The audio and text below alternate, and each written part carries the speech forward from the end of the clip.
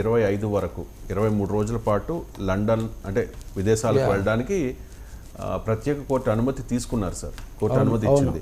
3rd వెళ్తారనుకున్నారు, కానీ జగన్ ఎక్కడ, ప్రతిపక్ష నేత ఇంత విపత్తు జరుగుతుంటే ఎక్కడ ఉన్నాడు అని చెప్పి అడిగారు కదా సార్. క్వశ్చన్లు రేజ్ అయినాయి కాబట్టి జగన్మోహన్ రెడ్డి మేబీ పోస్ట్పోన్ చేసుకుని ఉండొచ్చు. అంటే వరద వచ్చింది కదా, ఊహించిన దానికంటే మీకు 1వ తారీఖునే 2వ తారీఖు వరద తీవ్రంగా వచ్చినప్పుడు సహజంగా మార్చుకొని ఉండొచ్చు, రీషెడ్యూల్ చేసుకొని ఉంటాడు. ఆల్రెడీ ఒకసారి పర్యటించారు, బట్ ఆ తర్వాత కొంచెం పొలిటికల్ టర్న్ తీసుకున్న తర్వాత ఈ బురద రాజకీయం జరుగుతున్న తర్వాత నిన్న మళ్ళీ జగన్మోహన్ రెడ్డి అక్కడ పర్యటించారు సార్. మళ్ళీ అదే ఆరోపణ చేశారు. బుడమేరు వరద ఈ విపత్తు అనేది చంద్రబాబు నాయుడు గారు తన నివాసాన్ని కాపాడుకునేందుకే అని చెప్పేసి. సో ఒకసారి బయట విన్నాం సార్. నువ్వు ఈ మాదిరిగా నువ్వు మేనేజ్ చేయడము అని అంటే, ఇంత దారుణంగా మేనేజ్ చేయడము అని అంటే, అసలు ముఖ్యమంత్రిగా నువ్వు నీ పదవిలో ఉండడానికి నువ్వు అర్హుడివేనా అని చెప్పి ఒకసారి చంద్రబాబు నాయుడు తన గుండెల మీద తాను చేయి వేసుకొని ఆలోచన చేయాల్సిన అవసరం కూడా ఎంతైనా ఉంది. ఎందుకంటే ఒక ముఖ్యమంత్రి చేయాల్సిన కార్యక్రమాలు ఏది తాను చేయలేదు. ముఖ్యమంత్రిగా చంద్రబాబు నాయుడు గారు పూర్తిగా ఫెయిల్ అయిన పరిస్థితులు కనిపిస్తా ఉన్నాయి. 32 మంది చనిపోయినారు ఈ రోజు. ఈ 32 మంది చావులకు చంద్రబాబు నాయుడు గారు సమాధానం చెప్పాలి. చంద్రబాబు నాయుడు గారు ఈ చావులకు ఓనర్షిప్ తీసుకొని ప్రజలకు క్షమాపణ చెప్పి ప్రజలకు సహాయం చేసే కార్యక్రమంలో ముందుకు అడుగులు వేయాలి. Right sir. అంటే మళ్ళీ బుడమేరుకు వరద అంటూ ఒక నిమిషం, అది ఎవడెత్తాడు శనివారం అర్ధరాత్రి తర్వాత ఎవడెత్తాడు, ఎందుకు ఎత్తాడు? చంద్రబాబు నాయుడు గారి అది ఎత్తకపోయిందంటే చంద్రబాబు నాయుడు గారి ఇల్లు మునిగేది. ఎందుకనంటే ఆ నీళ్లు ఇలా తిరుక్కుంటూ వెళ్లి చంద్రబాబు నాయుడు గారి ఇంటి దగ్గరికి వెళ్లేటివి ఇల్లు చంద్రబాబు నాయుడు గారు. Right sir.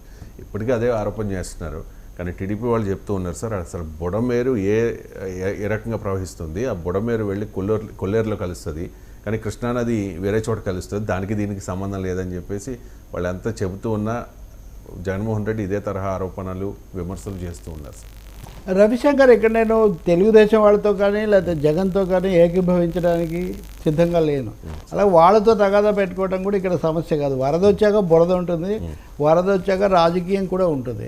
బుడమేరు వరద అల్లకల్లోలం సృష్టించిన మాట నిజము. ఇప్పటికి కూడా సింగనగర్ అక్కడ చాలా కష్టాల్లో, ఇప్పటికి కూడా తిండి వెళ్ళని ప్రాంతాలు కూడా ఉన్నాయి. చంద్రబాబు నాయుడు స్వయంగా ఆ అసహనము, ఆగ్రహము ఉద్యోగులది కూడా హెచ్చరికలు చేసి ఎట్లన్నా తీసుకుపోవాలి అని చెప్పిన మాట నిజం.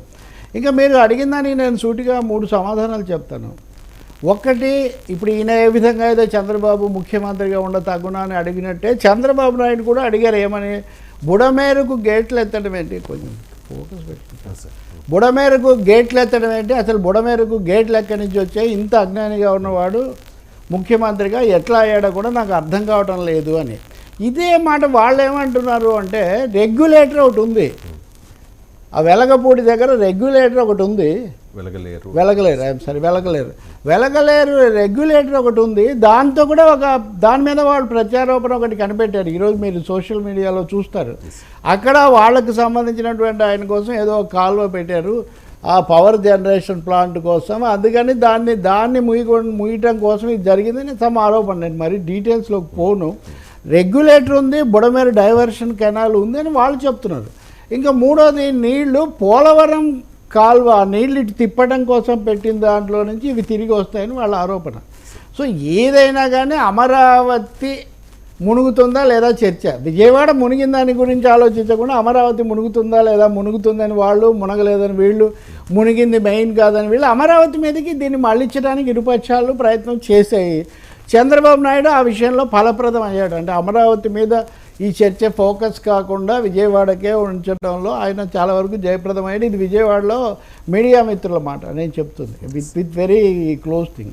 ఇంకా మూడోది, తప్పకుండా తీవ్రమైన నష్టం జరిగింది. బుడమేరు అది ఇలా వస్తుంది, నిన్న హెచ్చరిక చేస్తున్నారు, నేను చూసే ఉదాహరణకు బుడమేరుకు మళ్ళీ వరద వస్తుంది, మీరు జాగ్రత్త పడండి అని. ఇటువంటి హెచ్చరిక అంతకుముందు చేయలేదు, జరగలేదు. సో అందువల్ల నష్టం జరిగిందనేది ఒక వాదన. ఇంకా మిగతా అంటారా, మిగతావే రాజకీయంగా అనుకుని ఉంటారు. ప్రజలు సహాయం కోరుతున్నారు. ఇప్పుడు వైసీపీని ఖండించడము లేదా చంద్రబాబును ఖండించడం పెద్ద ఇంపార్టెంట్ కాదు. అందులో ప్రభుత్వం అన్నా వేరు, ఆయనేం మాజీ ముఖ్యమంత్రి ఏదో అంటాడు. దాని గురించి మొత్తం ప్రభుత్వ యంత్రాంగం అంతా దానికి నేను ఉదయం కూడా హోంమంత్రి మాట్లాడుతుంటే చూశాను. జగన్కు సమాధానం ఇవ్వటం పెద్ద ఇంపార్టెంట్ కాదండి. ఇప్పుడు జనానికి సమాధానం ఇవ్వటం ఇప్పుడు చాలా ముఖ్యం. జగన్ బ్రేకింగ్ న్యూస్ చూస్తున్నాం సార్. లైంగిక వేధింపుల ఆరోపణలు ఎదుర్కొంటోన్న సత్యవేడు ఎమ్మెల్యే కోనేటి ఆదిమూలంను తెలుగుదేశం పార్టీ సస్పెండ్ చేసింది సార్. ఇది బ్రేకింగ్ న్యూస్ మనం చూడొచ్చు. ఇట్స్ గుడ్, మంచిది. అదే దట్స్ వాట్ వీఆర్ మనం అదే కదా మాట్లాడుతుంది. ఆయన మీద యాక్షన్ తీసుకోవడం ద్వారా వాళ్ళు కొంచెం అప్పుడు ఒక మోరల్ పొజిషన్, ఒక నైతిక బలం వస్తుంది కదా పార్టీకి. మేము మావాడి మీద చర్య తీసుకున్నాం, మీరు కూడా తీసుకోండి అన్న పద్ధతిలో. అది ఇది వరకు ఎందుకు తీసుకోలేదు అనేక అంశాలు ఉన్నాయి అటువంటివి వైసీపీ మీద. మంచి సంకేతం వెళ్తుంది. అది మంచిదే. అది ప్రతిపక్షం డిఫెన్స్ లో పడిపోతుంది సార్. ఇప్పుడు డిఫెన్స్ అఫెన్స్ కాదండి, ఉమెన్ కోణంలో ఆలోచించండి మీరు. ఉమెన్ కోణంలో దీన్ని మనం చూడాలి అంతవరకే. మిగిలిన వెంటనే చట్టబద్ధంగా తీసుకునేవి తీసుకోవచ్చు. What is expected is expected done, అంతవరకు గుడ్. అది సార్ బ్రేకింగ్ న్యూస్. రైట్. ఇక కాబట్టి వరదలు ఇప్పుడు విజయవాడకు సంబంధించి ఈరోజు 5వ తారీఖు సాయంత్రం ఏదో తుఫాను సమస్య ఒకటి ఉంది. సో ఇప్పటికే గోదావరి జిల్లాలో, ఏలూరు జిల్లా అక్కడంతా వర్షాలు భారీగా చాలా వస్తున్నాయి. సో దీని నుంచి బయటపడడం ఎట్లా, బుడమేరకు మళ్ళీ వచ్చిన పునరావృతం ఉన్న వరద నుంచి బయటపడడం ఎట్లా. మూడోది ప్రకాశం బ్యారేజీకి బోట్లు ఢీకొట్టిన తర్వాత ఆ ప్రొటెక్షన్ వాల్ కొంచెం దెబ్బతింది అని కేంద్ర బృందం కూడా కొంత నిర్ధారణకు వస్తూ ఉంది అంటున్నారు. సో ఇవన్నీ సవాళ్ళుగా ఉన్నాయి. ఈ వివాదాలు కొంచెం పక్కన పెట్టి వీటి మీద దృష్టి పెట్టడం ఇప్పుడు చాలా చాలా మంచిది. మొదట